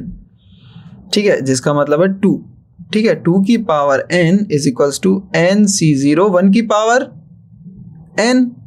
1 की पावर a क्या है? a और b अब मेरे 1 है, तो 1 की पावर कोई भी लूंगा तो 1 आएगा, तो यहाँ मेरे सिर्फ कोफिशिएंट्स ही बचेंगे टिल ncn। तो वही यहाँ लिखा हुआ है कि sum of coefficients, sum of binomial coefficients is equals to 2 की पावर n। ठीक है, जब भी हमारे पास a इक्वल्स टू b होगा, अगर जनरल फॉर्म में हमने a equal to b equal to 1 ले लिया, a equal to b equal to 1 ले लिया, तो हमारे पास क्या आएगा? सम ऑफ कोफिशिएंट आ जाएगा, जो कि किसके इक्वल है? 2 की पावर n के इक्वल है। सिंपल। अब ये वाली चीज भी याद रखने की है। वो कैसे है? वो ऐसे है कि nc0, देखिए यहाँ पर nc0, nc2, यहाँ nc4 होगा, ये nc4, nc6, okay, nc till हम यहाँ पे क्या कर रहे हैं? हम यहाँ पे इस वाली टर्म में से ये जो इवन वाली टर्म्स है, मतलब यहाँ पे जो इवन नंबर आ रहा है, उन टर्म्स को अलग लिख रहे हैं। तो उनका जब सम करेंगे तो आएगा 2 की पावर n-1। और अगर हम ऑड वाले उठाएंगे तो हमारे पास आएगा, यहाँ पर ये क्या होगा बच्चों? 5 और यहाँ पे 7। तो हमारे पास कैसा आंसर आएगा? सेम ही 2 की पावर n-1। अब इसका लॉजिक समझते हैं। ठीक है, अब इसका लॉजिक ये है कि अगर आपको फॉर्मूला याद है, मैंने लिखा था NCR इक्वल होता है NCn-R के। तो जब आप बाइनोमियल, अगर आप इसको देखें, NC0 किसके इक्वल होगा? NC0 इक्वल होगा NCn-0 के, जिसका मतलब है NCn के, जिसका मतलब है ये वाला हमारा ये वाले कोफिशिएंट के इक्वल होगा। ठीक है, अब देखिए आप इस वाले पे नजर डालिए, NC1 इक्वल होगा NCn-1 के, मतलब यहाँ पे जो कोफिशिएंट आएगा वो इसके इक्वल होगा। बिल्कुल सही। ऐसे करके मेरे पास क्या बन जाएंगे? ऐसे करके मेरे पास पेयर्स बन जाएंगे। पेयर्स बन गए। इसका मतलब अगर मैं इवन टर्म्स को उठा लूँ तो कितना सम आएगा, 2 की पावर n डिवाइडेड बाई 2, क्योंकि पेयर्स बन गए, सेम ही तो आ रहे हैं। आपने इस फॉर्मूले से देखा कि NC0 की वैल्यू NCn है, मतलब NC0 की वैल्यू NCn है, NC1 की value NC1 equals to NCn-1 है। ठीक है, कहीं बीच में जाके तो हम एक पॉइंट पे रुकेंगे जिसके आगे और वैल्यू इक्वल नहीं हो सकती। जैसे समझिए जब हम 1 प्लस एक्स का स्क्वायर जब किया था तो हमारे पास आया था 1 plus 2x plus x square. तो आप देखिए कि इसका कोफिशिएंट इसके कोफिशिएंट के इक्वल था और ये तो अपने आप में है, अब इसका कोई पेयर नहीं है। ठीक है, तो ये बात आपको ध्यान रखनी है, जब भी आप ऑड टर्म्स और इवन टर्म्स एक साथ उठा लें बाइनोमियल कोफिशिएंट के और उनका सम कर दें तो वो किसके इक्वल आना चाहिए, 2n-1। ठीक है, 2n-1 के इक्वल आना चाहिए। आइए देखते हैं अब इसके ऊपर एक क्वेश्चन को। ये रहा, काफी सिंपल क्वेश्चन है। हमको दिया है 1 प्लस ये ब्रैकेट है, इसमें आप कंफ्यूज ना होइए।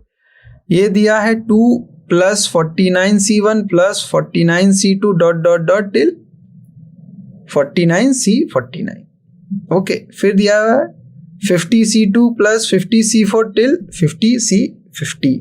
ओके, कुछ नहीं करना, पिछला फॉर्मूला यूज करना है और उससे हमें कंपेयर करके n और m की वैल्यू निकालनी है और m+1 m+n कर देना है। सिंपल। तो क्या होगा, फास्ट करते हैं। तो हमारे पास सबसे पहले टर्म है 2 प्लस 49c1 टिल 49c49। तो हम क्या करेंगे, हमने पीछे ही देखा था, अगर मैं -49c0 प्लस 49c0 कर दूं प्लस, और ये टर्म्स तो हमें दी हुई हैं 41 से लेके 49c49, तो ये मेरा फॉर्मूला बन गया NC0 से लेके सम हो रहा है NCn तक, जो कि क्या होता है 2n। n क्या है 49। तो मेरा ये वाला जो भी टर्म है वो क्या बन जाएगा बच्चों, ये मेरा बन गया 2 माइनस 49c0। 49c0 की वैल्यू क्या होती है, NC0 हमेशा क्या रहता है 1, तो ये आ गया 1। और ये जो होगा वैल्यू, इसकी वैल्यू हमारी क्या आई, 2 की पावर n। तो जिसे और सिंप्लीफाई करूंगा तो मेरे पास आ जाएगा 2 पावर n+1। Okay, simple. ठीक है, अब आते हैं ये वाले एक्सपेंशन पे। तो इसमें है 50c2 प्लस 50c4 प्लस, गौर करिए तो ये है इवन वाला, टिल 50c50। तो ये क्या होगा बच्चों, कमेंट करिए जल्दी से। ये होगा, क्या होगा बच्चों, 2 की पावर, बोलो बच्चों, n माइनस या n+n-1, जो कि है 50-1, जो कि है 49। ओके, लेकिन क्या ये इक्वल होता है, क्या ये इक्वल होता है? आपने एक चीज छोड़ दी, क्या कि 50c0 भी होना चाहिए, तब जाके ये इक्वल होगा। तो हमें क्या करना है, इतने को ऐड करना है और इतने को ही क्या करना है, सब्ट्रैक्ट करना है। तो हमारे पास क्या आ जाएगा, इतना ही हम क्या करेंगे, सब्ट्रैक्ट कर देंगे और इतना ही ऐड। ठीक है, तो हमारे पास जो 50c2 plus 50c4 till 50c50 की वैल्यू क्या आएगी, 2 की पावर 49 माइनस, ओके, 2 की पावर 49 माइनस हमारे पास आएगा 50c0, जो कि क्या होता है 1। ओके, तो हमने क्या किया, हमने, हमारे पास अगर ये टर्म होता है 50c0 50c2 टिल 50c50, तो हमारे पास आता है ये 2 की पावर n-1। ठीक है, लेकिन मेरे पास तो ये जो ग्रीन में लिखा हुआ है सिर्फ उतना ही है, तो मैंने क्या किया, इतना ही ऐड किया, इतना ही मैंने क्या कर दिया, सब्ट्रैक्ट कर दिया है। सिंपल। तो अब मेरा क्या आया, अब अगर आप देखें तो वैल्यू आई है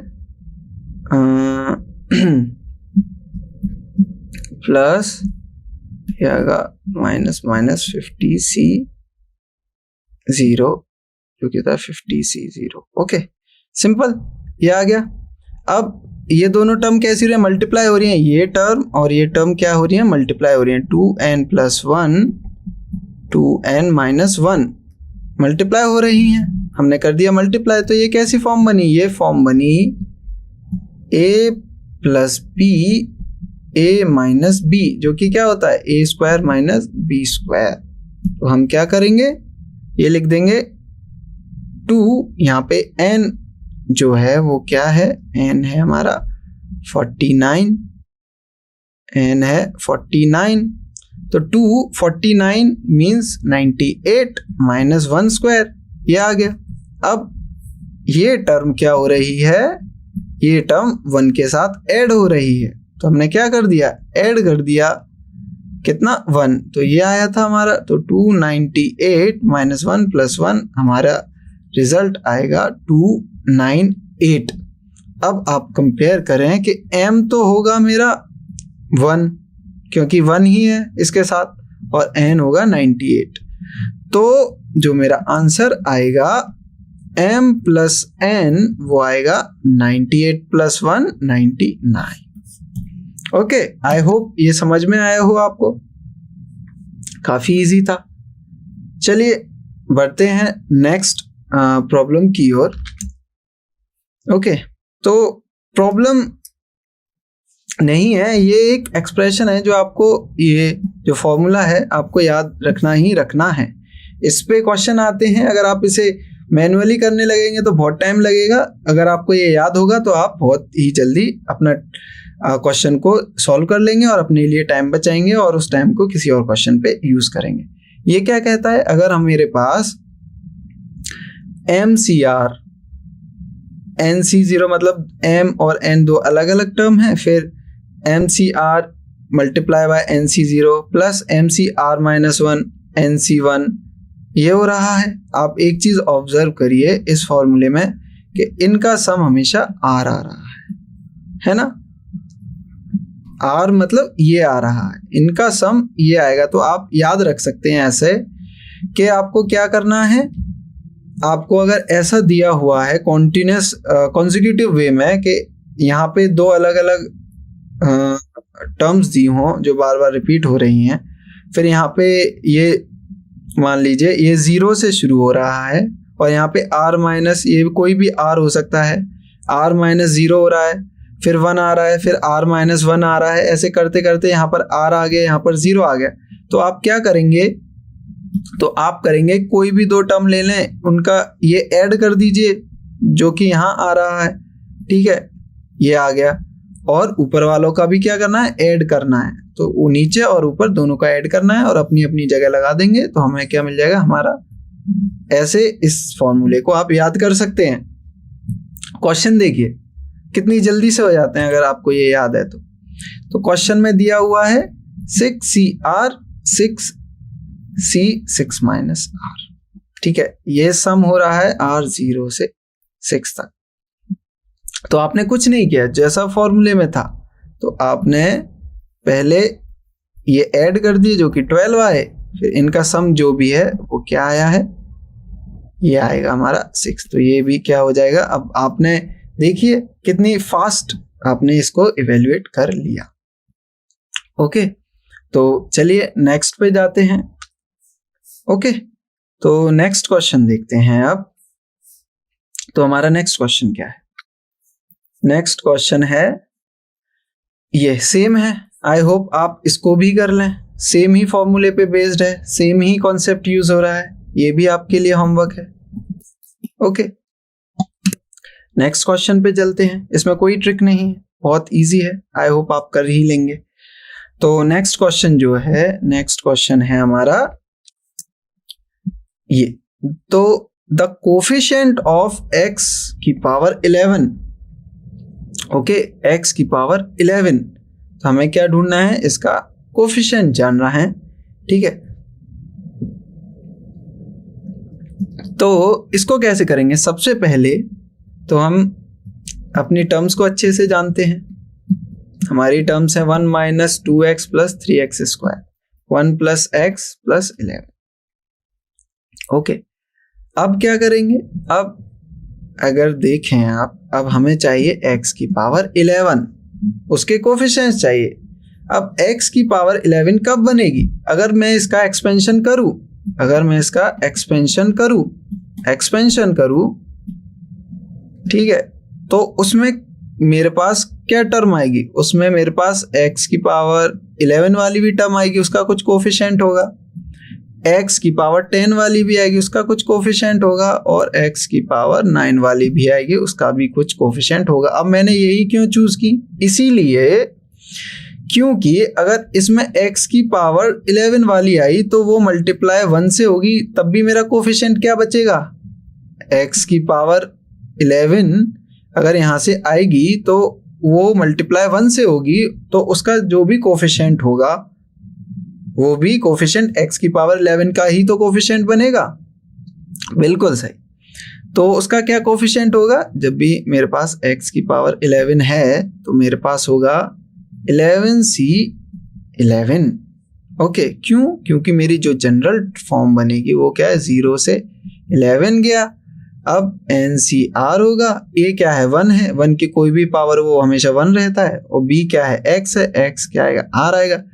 x की जब r जब 11 होगा तो n क्या है, n मेरा 11 है, तो कोफिशिएंट क्या होगा x की पावर 11 का, कोफिशिएंट होगा 11c11, वो यहीं लिखा है। चलो x की पावर, अब x की पावर 10 है, वो अगर इससे मैं मल्टीप्लाई कर दूं, अगर मैं इससे मल्टीप्लाई कर दूं तो मेरा क्या बनेगा, वो भी x की पावर 11 बन जाएगा, ठीक है। तो उस केस में मेरा क्या आएगा, x की पावर 10 होगी तो उसका कोफिशिएंट यहाँ आएगा 11c10, यही आएगा 11c10, ओके।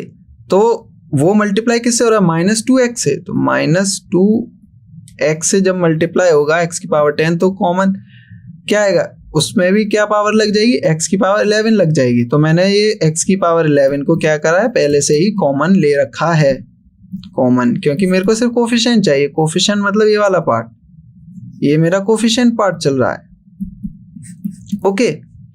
तो 11c11 माइनस 2 टाइम्स 11c10। अब थर्ड टर्म पे आते हैं। अब जब x की पावर 9 है, अगर वो 3x स्क्वायर से मल्टीप्लाई हो जाए फिर भी मेरी x की पावर 11 बन जाएगी, क्योंकि 9 + 2 11। तो यहाँ का जो कोफिशिएंट होगा वो कैसा दिखेगा, वो कोफिशिएंट होगा 11c9 तो प्लस 11c9, और ये किससे मल्टीप्लाई हो रहा है, ये हो रहा है 3 से, और इन सब में क्या कॉमन आ गई हमारी, x की पावर 11 कॉमन आ गई, x की पावर 11 कॉमन है। तो x की पावर जब 11 कॉमन है तो हम क्या करेंगे, अब हमें सिर्फ कोफिशिएंट से मतलब मैं इसको इवेल्युएट कर दूंगा और मेरा आंसर मेरे सामने होगा, ओके। तो इसको इवेल्युएट करते हैं। अब ये क्या है, NCN 11c11, NCN क्या होता है, हमेशा 1 होता है, -2 × 11 फैक्टोरियल डिवाइडेड बाय, ओके, मैं यहाँ लिखता हूँ, 11c11 1 -2 × 11 factorial 2 × 11 factorial by 10 factorial 1 factorial. तो इसे इवेल्युएट करूंगा तो ये मेरे पास आएगा सिर्फ 11, okay, plus 11 factorial by 9 factorial 2 factorial. इसे इवेल्युएट करूंगा तो मेरे पास आएगा 10 और ये 9 रिमूव और मल्टीप्लाई बाय 3। अब इसे सॉल्व करते 1 - 22 प्लस 3330 बाय 2, ओके, 330 330/2। इसको करते हैं, ये क्या आएगा, ये आएगा हमारा 330/2 कितना होता है 165, आई थिंक 165। ओके 165, तो ये हो गया 165। अब ये दोनों इवेलुएट करेंगे तो 166 माइनस 22 जो कि 144 क्या होगा, मेरा आंसर होगा। तो देखा आपने कि इसका आंसर क्या है 144। तो कितना इजी कॉन्सेप्ट्स यूज हो रहे हैं, जो एग्जाम्स में क्वेश्चन आते हैं वो ज़्यादा टफ नहीं आते, बस कुछ पार्ट होता है कॉम्प्लिकेटेड जिसे हमें समझना होता है। जैसे कि इसमें था कि हमें ये समझ, अगर कोई बच्चा इसे समझ गया तो उसके लिए क्वेश्चन हलवा है। ओके, तो हमने जाने क्वेश्चंस, हमने आपके लिए होमवर्क के लिए भी दिए क्वेश्चंस, वो क्वेश्चंस आप ज़रूर ट्राई करिएगा, क्योंकि वो आपके जो आपने इस लेक्चर से सीखा उसे टेस्ट करेंगे वो क्वेश्चंस। अगर आपने सीरियसली ये लेक्चर को समझा है, जाना है, तो आप वो क्वेश्चंस को काफ़ी इजीली सॉल्व कर पाएंगे। अगर कोई पॉइंट छूट गया है तो आप दोबारा से वो लेक्चर देखिए। अगर फिर भी समझ नहीं आ रहा है तो मैं हूँ, नेक्स्ट लेक्चर में आप मेरे को बताइए कि ये पॉइंट नहीं समझ में आया। बिना प्रैक्टिस किए आप नहीं जान पाएंगे कि आपको क्या समझ में आया और क्या नहीं आया। तो थैंक यू, आज का लेक्चर हमारा यहीं पे ख़त्म होता है। सो यहाँ तक बने रहने के लिए थैंक यू।